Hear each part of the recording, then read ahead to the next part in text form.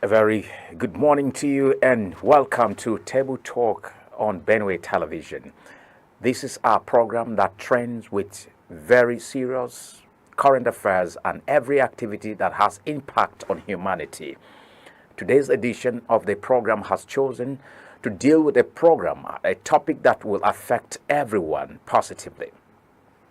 We will be talking about a very important part of livelihood, and that's the aspect of breaking the jinx with information and communication technology. And we're looking at how some young people, and the older alike, have distinguished themselves in the sands of history in making creative and innovative impact so far as information and communication technology is concerned.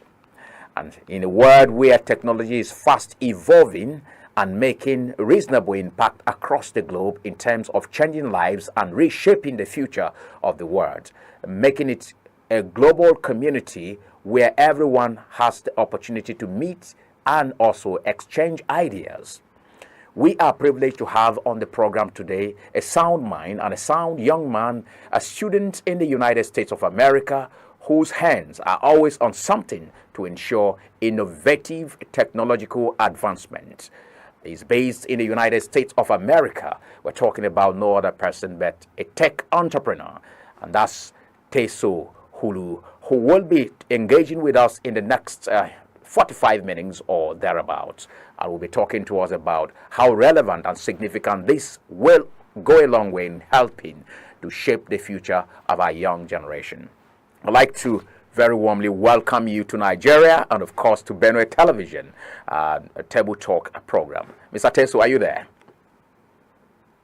Hi, Mr. Jaffa. Thank you. Thank you very much for having me. It's a pleasure to be here. Very well, then. You look United States, no doubt. And so we are glad to have you, join us on the program. And now, straight without waste of time, let us begin this way.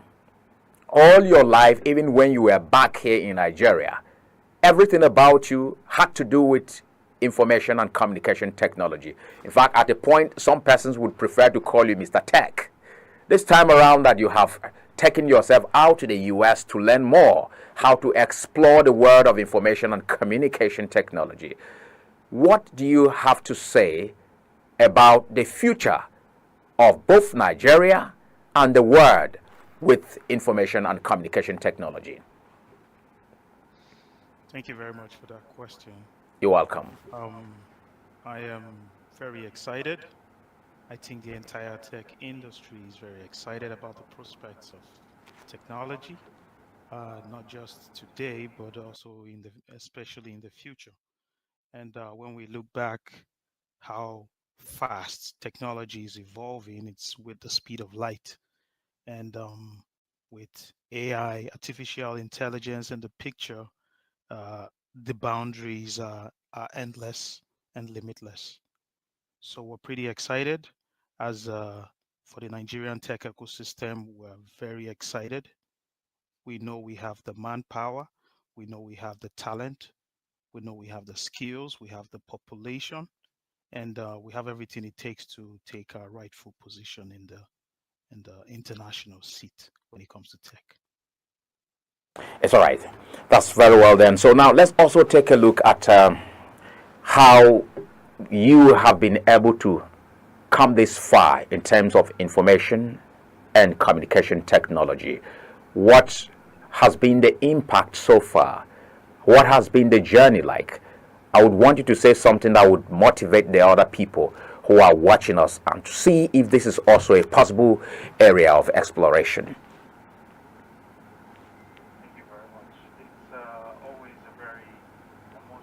when I get to share my journey.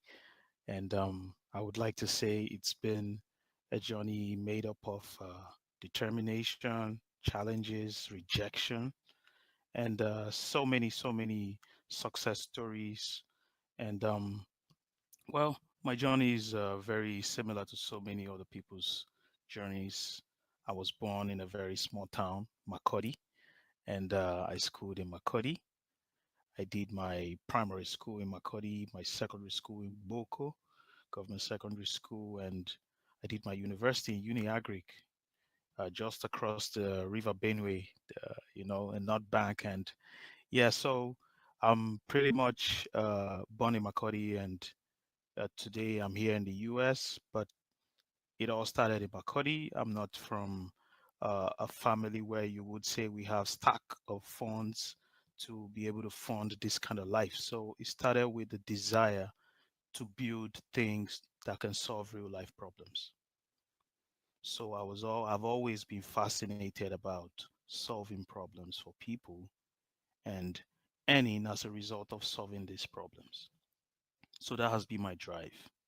And as as someone who has foresight to see the end from the beginning, sometimes I did so many assessments, did a lot of research, and I realized technology was the future. And just the difference between so many people today is the ability to have a dream and make a decision. So I made a decision that I wanted to start a company, and I did. So all I did was save up some money, went to CAC, got the company registered as a limited liability company, and that was the beginning of Maxify Global.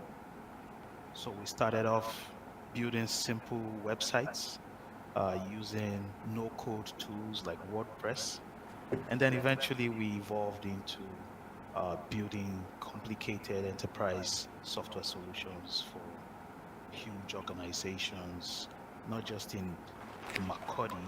We then moved to Abuja, and eventually we started building apps and software products for organizations around the world. We have clients today in Canada, we have clients in the US, we have clients in South Africa and Ghana, and we're still growing. Yeah. So when we started, it was just me. I was the CEO, I was the accountant, I was the HR, the digital marketer, the graphics designer, and everything, But this, the fact that I was able to learn these skills to help build my company, that made me a more complete professional. So I could build websites and I could do all these other things. So I've been in this position so I can better mentor people to become even better. So that's been my journey so far. I've gone on to build other products, but I'm sure we'll get to that as we get along. Very well then. So now, I have always said this: the National Bureau of Statistics have placed Nigeria as being up to 75% analog, as against the digitization program embarked upon by the entire world. Even some African countries, as like South Africa, are stepping forward towards digitization. But Nigeria seems to be 75% analog, as against what we are expecting, maybe 85% or 90%, digital. Where do you see the future of Nigeria in the next 1 decade? Do you think we're where we're supposed to be? That's another question going with it. Well, I would say Nigeria is not in a bad place. When you look at the statistics, you said 75%, and 75% of Nigeria is in respect to the total population, right? So um, if you look at the size of other countries and compare that with our population, you would say we really have a huge number of tech professionals out there, you know? So I would say we're not in a bad place, but are we where we should be? Think the answer is no. Technology companies and tech professionals need more support. The reason why other other countries are advancing way faster than Nigeria is lack of research, development, and investment in tech products. So technology organizations are investing heavily in technology. That starts with the national budgets. That starts with the state budgets. So when you look at these budgets, it gives you an idea of what priority has been placed on, you know? So if we can have more enabling environments, capital is a problem.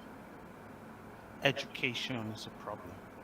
Because no matter how much money I give to you, if you don't have the skills, the knowledge, and information to be able to build something that is sustainable, then that money is definitely going to be a waste. So I think the first step is education. We need to educate our people more. We need to learn the skills that we need to know to be able to build a company that will be sustainable. I think with these things in place, then we can be sure that Nigeria will take its rightful place and that percentage will be much, much better. All right. Now, let's moving forward. I would also want us to talk about the impact you feel information and communication technology can bring about in changing the lives of the young people. Let's take an example from you. You started this back here in Benue, in Nigeria, and today you have found yourself in the United States of America. This is not without effort. You made frantic efforts to be there. Now, some young people really want to be in your position, but there are hitches when it comes to infotech. What are the platforms you feel they should leverage to find themselves in your position? Um, it takes patience, right? It takes determination. It takes the ability to keep going, in the midst of failure. I mentor a lot of people when it comes to career acceleration and success. So I know up close what challenges people face. I would say the three major things you need to succeed in the tech industry. Number one is focus. You need focus. You need to make a decision on where you want to focus. That's the first thing. Secondly, you need a computer. You need internet. If you don't have a personal computer and you don't have internet, it's more difficult for you to learn skills and apply them and also network with the people who will provide support for you. And number three is the ability to ask the right questions in the right environments. So if you're not asking the right questions in the right environments, you can't get the right answers. So there's always a framework to achieving any result. So first, you need to make a decision on a personal level. What do you want to achieve? Who do you want to become? What tech role do you want to focus on? So you have to make that decision. But making that decision has to depend on certain things. Number one, what comes to you easy? It's not always about the passion, because young people these days most times mistake passion for hobbies. So it's not about passion necessarily. It's about what comes to you easy and what do you think is going to be worth your time. So there are certain career paths that are not as lucrative as others. So sometimes the reward at the end serves as a motivator. And then the fact that this comes to you easy helps you navigate challenges when they come. So it doesn't feel like you're walking. So these are the things you have to focus on. Number one, what comes to you easy? Number two, what are you really good at? Then the passion could come in there. And then you have to do a research to see if you have high chances of succeeding in that field. So if you can satisfy these things, then the next step is to make a decision. How do you want to sacrifice to get the tools you need? Because it's like going to the farm, right? You go to the farm without a hoe, you really can't cultivate anything. So you need the tools. You need to know the laptop you have to buy. It has to be a personal computer. These things are expensive. So those are the barriers. But if you take these out, then you have absolutely no limit. Because I recruit at my organization. I have 15 employees working directly with us, and we have some 10 other consultants that we activate on an immediate basis. So when we are recruiting, we don't necessarily look at your certificates, what degrees you have. It's no longer an issue. It's all about what problems can you solve, what skills do you have. So if you have the skills, then we go ahead and hire you. So there's no regulation saying I can't hire this software developer because he doesn't have a degree. No, it's my company. I make the decisions. I'm more concerned about the skill of that person and the talent. Learning a skill these days is pretty easy. All you need is an internet connectivity and you need a phone, and that's it. And it's all It's free. It's all right then. Being So now, creative. there are platforms when we talk about information communication technology. There are platforms that every young person wants to stay connected to. We have Google, we have Amazon, and the rest of them. I don't know whether it has ever crossed your mind having something to do with any of the two because they seem to be on the lips of every young person. Absolutely. Uh, 2 months ago, I go on offer to to start a new role at Amazon, which is a Pathways Operations Manager intern, and I'll be interning with Amazon for the next 3 months in the summer of 2025. This is a huge opportunity, and I would like to share that all my life experiences laid the foundation for me to be able to achieve this feat.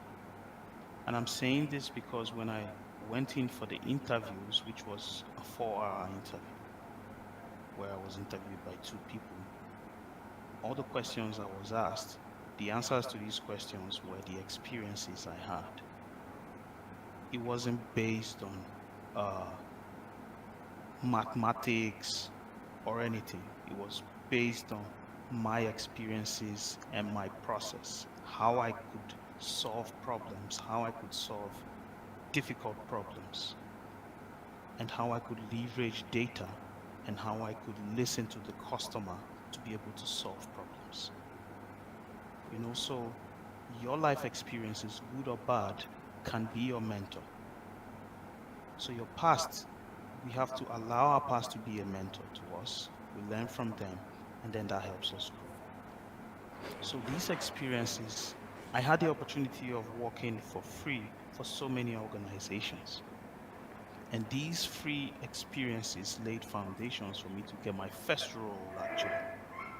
So that's how it worked.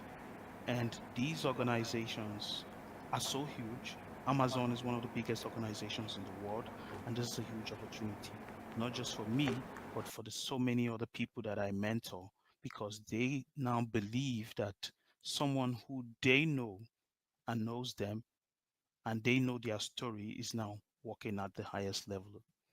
And that's really, really inspiring. That's right then. And so now we also need to look at the avalanche, possibilities and of course opportunities that are there waiting for the young people. A lot of people have the fear of exiting their own country to live to a different land just the way you have done. Some really would want to do certain things in the manner you have done, but because they have this fear of leaving their motherland, what do you think are the fears that they should not, they should ignore when they want to step forward and take the bull by the horn just like you did? I would say fear is a good thing. Sometimes they say fear is wisdom in the presence of danger. So Everybody has that fear in them, but don't just let the fear prevent you from doing what you want to do. The difference between Mr. A and Mr. B is the ability to make a decision. So, um, if you change your attitude, you will change your results. Anything you want that you don't have right now is that sitting outside your comfort zone. So that's one advice I always give young people. But stepping out into the unknown can be very scary for anybody. But self belief is what keeps you going. Personally, I would say I have a very uh, crazy positive mindset. So when things go wrong, I feel like this is part of the plan. I feel like, okay, I'm being slowed down for a reason. So let's take a step back. Let's analyze the situation and see the opportunities in this failure. So I've applied for other roles and I was sent a rejection email, but that didn't turn me down. So if you really want to achieve great things, you need to be able to push yourself to the limit. You need to be able to step into the unknown. And this is where they say pressure makes diamonds. So if you really want to succeed, you need to put yourself under pressure, but take risks, but take calculated risks. So if you want to relocate, for example, you're a young person in Makodi and you want to relocate to Abuja, you need to have a clear plan. Yes, this plan can go south, it can go wrong, but at least you have a plan. So have a plan logically, do your research, have a plan for what you want to do, and it still boils down to what I said earlier. Do your research, make a decision on what you want to do. Focus on it. And one of the mistakes we make is if you make a decision to become a software developer, don't keep it to yourself. There's no way you'll be a software developer and your parents won't be aware, your brothers are not aware, you're the only person aware. So, how can opportunities come to you? So, be proud of what you want to be and go for it. Tell the world your story. Your new resume these days is your social media platform. So, what kind of posts you make? Do you tell the world about your story, your journey? This is documentation. So if someone wants to hire you, they can easily go to your social media and see your journey. See how the first code you wrote was not nice. And now the code you're writing is amazing. So it makes you prove your genuinity. Break at this point. We'll be right back to continue with our conversation. Of course, there are more questions for you. You know that. We'll be right back.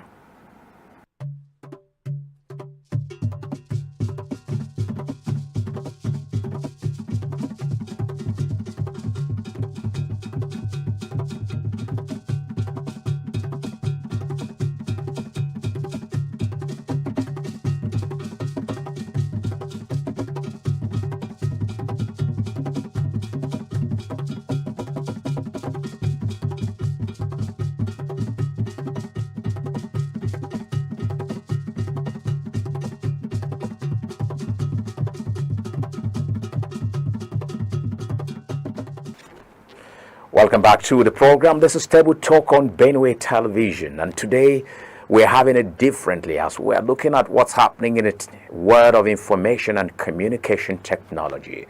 The way to go, the sure plug in across the world now is infotech, and the world is drifting towards high-level technology, and most of the problems are actually solved with the availability of technology. And for this to happen, human beings are involved in making it work. One of our sons here in Benue State, talking about Mr. Tersoo Hulugh, who is a student in the United States of America, and of course, who has laid his hands on so many things to ensure that infotech is alive, both at home and in the diaspora. He's speaking to us this morning. Let's get back to him as we get more insights. Now, Mr. Hulugh, let's look at this fact now. There is a lot of persons who have been to the UK, have been to the United States of America, have always come back to tell us that we are far, far behind in terms of technology. I would want you to take a moment to tell us the specific areas that Nigeria, where you belong, especially Benue, is lagging grossly behind in terms of technology. Very much. It's pretty straightforward. I think, in my opinion, where we're lacking is heavy investments in research and development, and also creating enabling environment for tech solutions to thrive. So if you look at our ecosystem, for example, we have so many people doing amazing things within the space. And in in 2023, we had a Twitter space, and after that space, we made a decision to create a Benue tech community. We know that we're the food basket of the nation. How many tech innovations do we have around agri produce and all these kind of problems that we have within the Benue tech ecosystem? So if we can create enabling environments or create programs that can trigger these kind of innovations, then perhaps we're heading in the right direction. You know, we have educational institutions, but our educational institutions' primary goal is to be able to solve local problems. So they have to do the research, and businesses or tech professionals will go into these institutions, leverage on the research findings, and solve local problems. Because data is key. Every organization needs to make data-driven decisions to be able to increase their chances of success, and that's going to be very helpful. Now, another question we have been battling with back here at home. You are enjoying relative peace there in the US, but back here in Nigeria, we hardly sleep with our eyes closed. I believe you hear in the news almost on a daily basis, if not weekly, where your brothers and sisters are maimed, are killed gruesomely. Sometimes you hear about banditry and lots more. A lot of persons have argued that with sound technology, it is possible to apprehend the security situation of our dear state and of country, Nigeria. Now, if you are given the responsibility to ensure that you step in with the use of technology to be able to stem the issue of the tide of insecurity, where would you begin? This one is supposed to be an assignment because you belong to Benue. Well, just like every technology solution, it starts with research. So first you have to go deep doing research into the problem, identifying the source, who has the problem, who's creating the problem, and why. So if we can find answers to the reason why we have these issues, then that could now be the foundation for creating solutions to those problems. So it's difficult to say exactly what this solution could be without knowing exactly what the problems are or the sources of the problems. But I would assure you that technology has the answers to so many problems. And again, most people commit crime because they don't have alternatives to financial aid or they don't have an alternative financial source. So, for example, if the young people, one of our goals at Benue Tech Community is to ensure that a young man in Boko, Otukbo, or Katsinala can be sitting in their room and working legitimately for an organization in the US and be paid his due. So if we have a good number of young people, tech professionals working from their homes and earning, say, $4,000 to $5,000 monthly, I assure you that the crime will drop significantly because there will be a source of hope, there will be a source of inspiration that, oh, this is what he does. He's a graphics designer. He's a digital marketer and he earns this working for organization he works. So these are the kind of stories we have to tell. These are the kind of motivation we have to send out there. It's possible. Organizations will hire you as long as you have the skill. It's not, this is the most beautiful part about technology. Nobody cares who you are, where you're from, the color of your skin. It's about the problem you can solve. The minute you achieve excellence, employment is almost certain, and then the pay is huge. So if we can find a way to achieve this, then all the young people who are risking their lives trying to earn through risky and violent means will resort to a more prestigious way of earning money, which is through the tech industry. Very well then. So now, technology has the sweet and the bitter side, the good, the bad, and the ugly. You're aware of this. There is a lot of fraudulent activity going on in the space of media and, of course, in technology. A lot of persons have been scammed on their grounds of admission.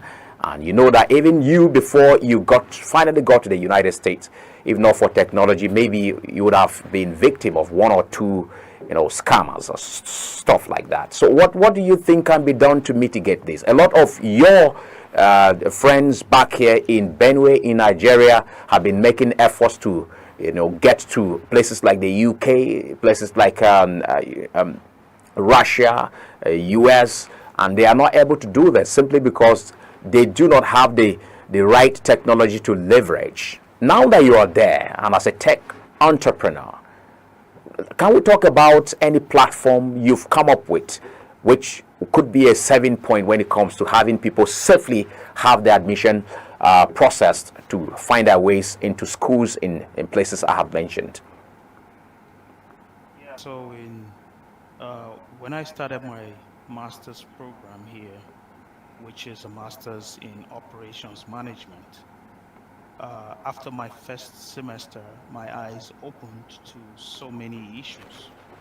So when I started my journey towards achieving my my studies in the US, I just had a dream, I had nobody to pay my fees, but I felt like, well, it was possible. I had to investigate. So I went through this process, and yes, right now I'm schooling here in the US, but to be honest, it was very clear to me that the process was very overwhelming, stressful, lack of information, lack of support and mentorship, no supportive community around anyone when you want to actually embark on this journey. So you're more like on this journey alone. So um, I put my team together, and then we did a research, and we decided to build a platform called Scholar. So we built scholar.com, and we launched it on the 2nd of September in 2024. And it's been remarkable ever since. We built a platform where anyone, anywhere in the world, especially developing and underdeveloped countries, can access international education using our platform. So we've built a simple app that can facilitate, uh, that can foster mentorship, resource sharing, and connectivity. So you have community support, you have mentoring, and you have resources that you need to be able to achieve your study abroad journey. And all these resources are designed to connect aspiring students with current international students. So if you're in anywhere in the world and you want to study in any country in the world, all you have to do is get to Scholar, sign up, create an account, and you can find someone who's currently studying in that country, and that person is willing to provide support. So what we do is, to add to this community, we go on different platforms and we source opportunities, we vet them, and then we populate them on the platform, ensuring that people find scholarships, internships, grants, fellowships, and different opportunities on the platform. So far, we've had over 500 opportunities shared. We have over 1,000 people signed up already. So from 12 different countries around the world, with majority being from Nigeria. So this has been huge. We have so many success stories already, people getting admissions, scholarships, and all that. And we believe that with our new feature which is coming up, which will allow people find mentors and facilitate mentorship on the platform, and another feature like AI, which will help facilitate conversations within the platform. That's right. Are you Is actually helping a lot. okay? Are you also an advocate of artificial intelligence? Because a lot of Africans, particularly who love manual labor, have said AI is a threat and is coming to take away the resourcefulness of humanity. I do not know if you also have fears of such, or other persons where you are to have such fears. Well, in my opinion, AI is not going to take away jobs, but people who have the knowledge and skill to be able to use AI ethically within their fields will be better than those who can't. So AI is meant to be a tool to help us be more efficient, to especially save time and help us to be better, not actually replace us, because we all know the human factor always comes into play. But yeah, absolutely, some jobs will be lost, but new opportunities will be created when those ones are lost. So I think AI is going to be a game changer. I'm currently studying, learning about AI, generative AI, agentic AI, and its application, so that I can also level up, because it's a new technology. And my advice is, this is also an amazing opportunity. AI agents are doing crazy and amazing things today in the world of tech. They are virtually replacing repetitive tasks, helping us optimize workflows within the workplace, you know. So if somebody visits our website, they don't necessarily have to call anyone. They can just have a conversation with our AI agent. And the AI agent is trained to be able to give very, very amazing feedback. So yeah. That's all right. And so now, I also like to know, people keep asking this question: when will Nigeria be in the place of UK, in the place of US, and the other developed nations of the world? Because when you take a look at what's happening here, it looks as though we have not even begun the journey. So if the journey has not begun, when do you predict that Nigeria will be in the position where US has found itself now? I think, in my opinion, Nigeria can get to that position the minute we start solving real problems using technology. So when I say real problems is, for example, we want to leverage technology in solving the basic problems that we have. Number one, food. Number two, healthcare. Number three, water. Governance. The process in which our political representatives are being brought into power. Technology should play a huge role in that, because they create the environment for every other thing to thrive. So if we can leverage on technology to be able to solve those fundamental, foundational problems, then we can now go ahead to solve other luxurious problems. I think our focus at this moment should be on the basic problems that we have in Africa. All right. So now let's also take a look at this one very briefly. You have said a lot about what you feel technology is capable of, bringing to us as human beings. And let's talk about the disadvantages this technology has offered us, as human beings. What do you think technology is doing to us we never expected it could do negatively. Let's talk about the negative side too briefly. So many negative sides. The fraud in the world today, the internet fraud. There's so much internet fraud. Uh, Statistics show how many about $200 billion is being lost by financial institutions in the US alone due to internet fraud. So um, that's a huge amount of money.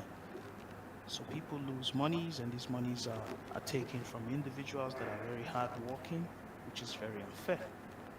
So um, with AI in the picture, even makes this more difficult. It makes it more serious, because someone can use AI to generate an image of you, a video of you doing something you would never do, and it will take time for the whole world that have seen this video on Facebook to actually realize that this was actually fake. So this could be damage to your image. So these are the issues.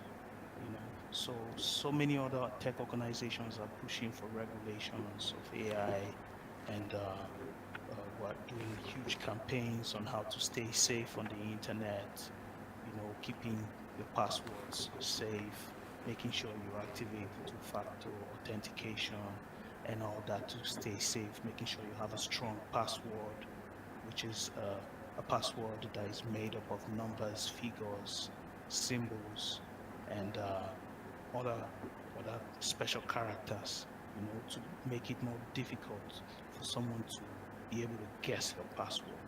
So these are the kind of campaigns that we need to be doing to be able to prevent these things from happening or reduce the gravity in which is happening. But to be honest, it's a really scary world out there on the internet. That's all right. So let's take this final one. I'd like to know, back here in Nigeria, people hardly go over to the US, to the UK, and other developed nations and would want to ever come back anytime soon. But your presence can be felt back at home if you do a thing or two, especially in the area of technology. What do you intend to do for the people of Benue? First, what do you intend to do for the people of Nigeria? Second, if finally God takes you to the place of your dream in terms of, technology. Yeah, I'm Tersoo Hulugh. I'm from Benue, and I'll always be from Benue. That's my home. That's the only home I know. And I'm already doing significantly few things for my people. The fact that we have started Benue Tech Community, and we see so many success stories already. People getting tech jobs, people getting mentorships, people getting scholarships to learn skills, and people being inspired. We see so many emotional messages in our WhatsApp group, and this is amazing things we're doing. And we're looking at doing so many more, much more. We are looking at next year having a physical presence in Makodi, and my company Maxify is also looking at having a physical presence in Makodi next year. So we won't just be having a presence in Abuja, we'll be having a physical presence in Makodi. So this won't just be physical presence, it will also mean people will be employed, and we will be doing programs. We plan on partnering with the universities, University of Agriculture, Benue State University, and other institutions to see how we can do programs within the state. Personally, I'm very passionate when it comes to tech startups, and I'm looking at how I can bring investors all the way from the US and UK to come and take a look at the tech opportunities or tech startups that are in Benue and explore the possibility of investing in these organizations. So the dream is, if we can have, for example, a Facebook coming out of Benue, this will be amazing. Imagine the number of jobs. Imagine what these people will be earning while they're working and living in our state. So this is the dream, and this is what we're doing, and we're not going to stop. We have huge support from our members in Benue Tech community from all around the world, and every day we see more people join. So we're having so many activities. We're even going to be having a hangout in December. So this is going to be a physical event. Tech professionals will come together. We will reward hackathon winners with cash prizes and other resources. So we're already doing amazing, and we can only do more. All right then. Well, it's quite rewarding having this time spent with you, Tersoo Hulugh, who is a tech entrepreneur and of course a student in the United States of America, doing so many things and exploits to ensure that he changes the face of communication technology across the globe. Well, we look forward to having this time with you from time to time, so you keep the public inundated and updated on issues happening in information and communication technology. And also your homecoming too. We hope to be with you when you finally come around, so we should have this one-on-one in the studios live, no longer talking to you over there where you sit here. We can touch and feel your presence in Nigeria. I want to commend you so much for the bold step taken to be a part of the U.S. government, and of course your eyes are still back here in Nigeria. Very many thanks to you and every other person over there. We appreciate you for your time on the program. Thank you so much. It's been a pleasure. I've had fun. You're welcome. And so this is where we have to say goodbye. We've had, this couple of minutes spent with Tersoo Hulugh, who has been talking to us, and you have heard all that he has to say. So let's key in and also embrace technology, because that's the way to go and the sure plug. Join us same time, same station for another very explosive and of course thrilling edition of the program, Table Talk. My name is Japhet Kwahom, saying technology is the way to go.